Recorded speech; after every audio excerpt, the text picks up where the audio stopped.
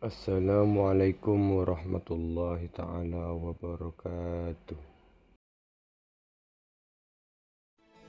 Kali ini kita akan menceritakan tentang Ulbah bin Zaid adalah salah seorang sahabat Rasulullah Sallallahu Alaihi Wasallam, dan dia adalah salah satu potret kedermawanan si fakir.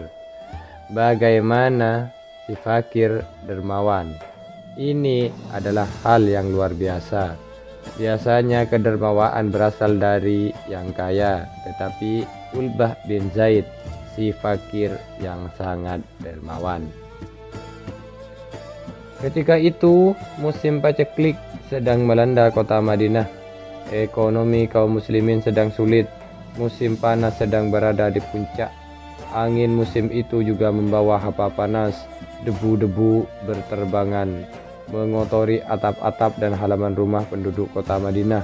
Kulit terasa diiris, mata perih seperti diteteskan air cuka pada luka.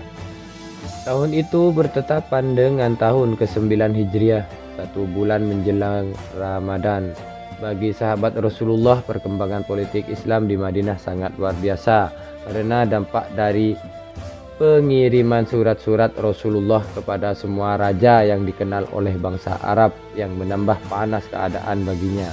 Karena kalangan sahabat sudah tersebar berita akan persiapan bala tentara Romawi sebagai negara yang terbesar saat itu. Di dalam sejarah Perang Tabuk, peperangan bagi orang Arab pertama kali melawan Romawi. Kali ini Rasulullah Shallallahu Alaihi Wasallam mengabarkan kepada para sahabat tentang tujuan dan rencana untuk melaksanakan peperangan di daerah Tabuk, sebuah daerah yang sangat jauh bagi bangsa Arab pada saat itu. Mendengar adanya seruan jihad ini, maka kaum muslimin berbondong-bondong datang memenuhi kota Madinah dari seluruh pelosok negeri. Kemudian Rasulullah mengajak para dermawan untuk menginfakkan harta mereka guna begal bagi pasukan yang akan berangkat menuju medan perang. Peristiwa ini dikenal dengan Jaisul Usroh. Ulbah bin Zaid adalah dari suku Ansor dari kabilah Aus. Adalah seorang yang fakir dan tidak memiliki harta benda untuk diinfakkan guna mendukung pasukan yang akan pergi berperang. Ia hanya dapat menyaksikan kesibukan kaum muslimin dalam mempersiapkan kelengkapan perang. Semua orang telah melengkapi dirinya dengan perlengkapan perang seperti baju besi, pedagang, panah, tombak, unta, kuda, dan lain-lain. Ia menyaksikan semua itu dengan kesedihan yang mendalam karena ia tidak memiliki uang sepeser pun untuk membeli peralatan perang tersebut. Pagi itu ia mendengar Rasulullah Sallallahu Alaihi Wasallam bersabda, barang siapa yang mempersiapkan Jaisul Usroh untuk surga, panas dingin rasa badannya mendengar sabda Nabi itu, apalagi dalam peperangan. Rasulullah Sallallahu Alaihi Wasallam tidak menerima mujahid kecuali mereka yang memiliki kendaraan dan kelengkapan perang. Ulbah juga melihat ketika Rasulullah duduk di kota Madinah. Ulbah melihat Rasulullah Sallallahu Alaihi Wasallam duduk dikelilingi para sahabat. Tiba-tiba Abu Bakar datang sambil membawa uang sebanyak 4.000 dirham. Lalu beliau serahkan kepada Rasulullah Sallallahu Alaihi Wasallam guna untuk keperluan perang. Melihat uang sebanyak itu, maka Rasulullah bertanya kepada Abu Bakar, apa yang engkau sisakan kepada keluargamu? Abu Bakar menjawab, aku tinggalkan Allah beserta Rasulnya. Untuk itu Rasulullah Sallallahu Alaihi Wasallam bersabda, tidak ada harta yang bermanfaat bagiku seperti harta Abu Bakar.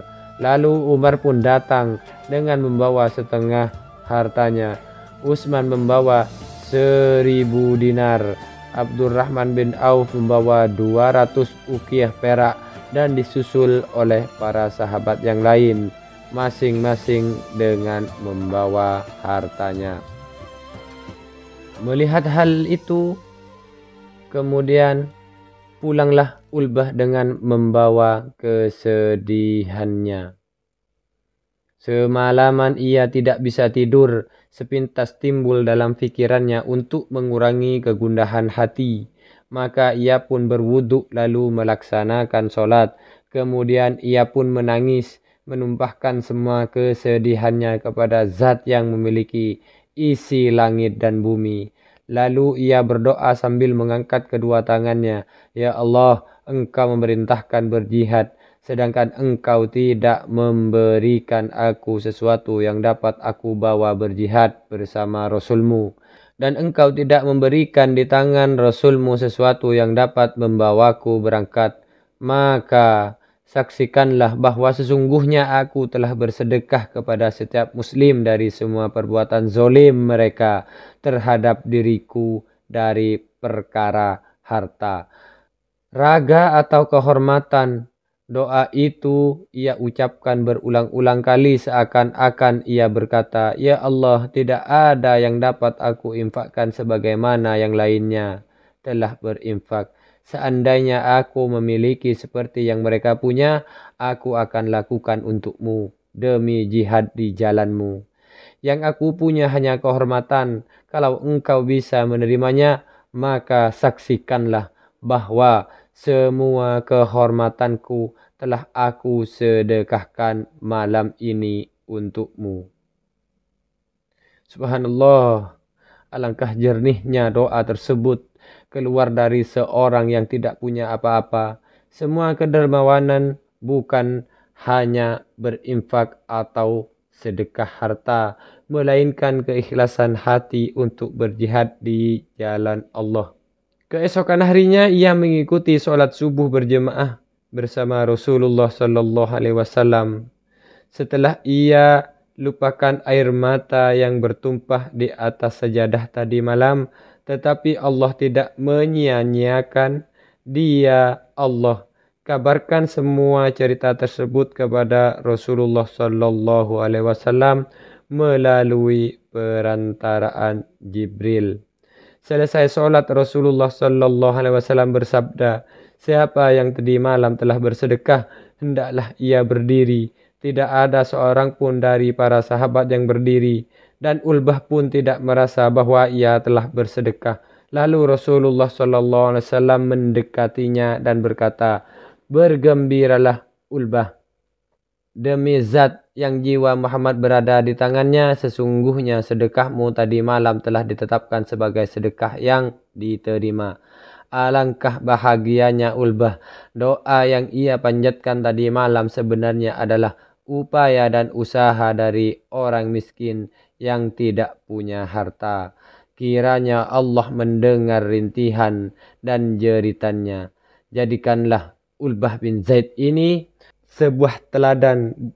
Bukankah Rasulullah Sallallahu Alaihi Wasallam dalam banyak riwayat mengatakan tasbih adalah sedekah, senyum adalah sedekah, hingga suapan makanan ke mulut istri adalah sedekah, bahkan berhubungan badan dengan istri agar menjaga kehormatannya adalah sedekah.